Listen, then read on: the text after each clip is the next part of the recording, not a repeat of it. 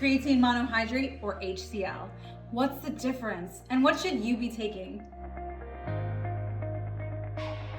I'm Maya Valenti with Naked Nutrition, a private chef and a nutrition coach, and I'm here to answer all of your questions. If you have spent time researching the best practices for supplementation, you probably already learned that creatine is one of the most widely used fitness supplements on the market. And by reading the benefits, adding it into the mix should be a no-brainer. But let's be honest, it's not quite as simple as just buying the first creatine that you see on the shelf. Not all creatine is created equally. There are actually several forms out there. If you're on the hunt for a creatine supplement, you can narrow it down to two of the most popular forms: creatine monohydrate and creatine HCL. So which one should you choose? Well, let's deep dive into the differences. We will talk about everything from their safety, effectiveness, and the best ways for you to use them to help you better decide which one is best for you. To see the differences between these two types of creatine, you'd have to look very closely because the differences exist at a molecular level. While these differences are physically small, they actually have a noticeable impact on how creatine is absorbed and utilized in the body.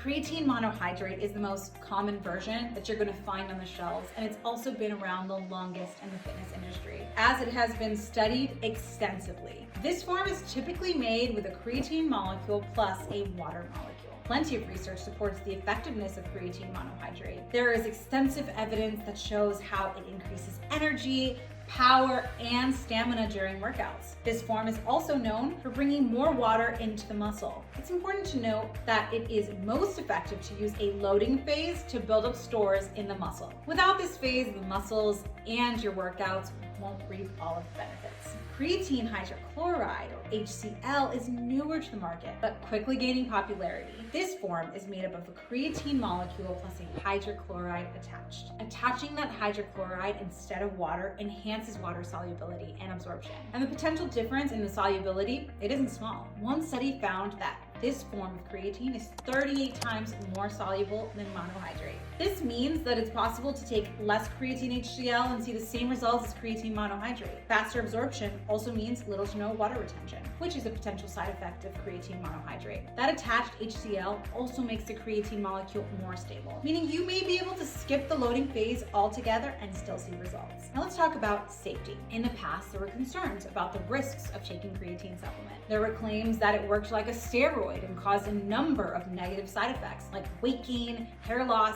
and kidney problems. However, those claims have since been proven wrong through years of research. In fact, there are hundreds of peer-reviewed studies about the efficacy and safety of creatine. The International Society of Sports Nutrition is on board with using creatine supplement. They state that long and short-term creatine use is safe and well tolerated by generally healthy people. But is one form more effective than the other?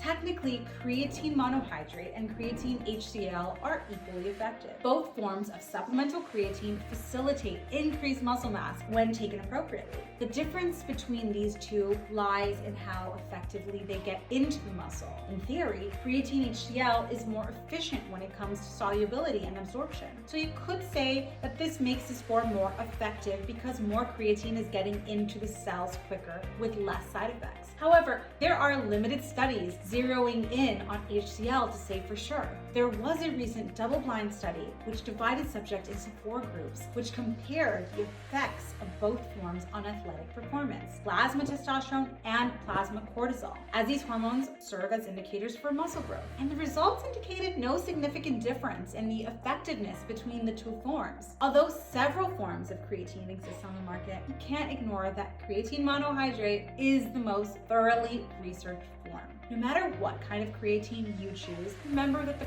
quality, it really matters. Avoid fillers, sweeteners, and artificial ingredients as often as possible when shopping for fitness supplements. Pay just for the supplements, not the unnecessary stuff. And always take your creatine as recommended. If you decide on creatine monohydrate, it's important to start with a loading phase, followed by a maintenance phase. Following this technique will give you the best results. And remember, consistency is key with either form of creatine. And to find out more about our creatine and all of our other products, check us out at nakednutrition.com. And while you're at it, hit that subscribe button for more deep dives on nutrition and wellness. Because here at Naked Nutrition, we're nutrition with nothing to hide.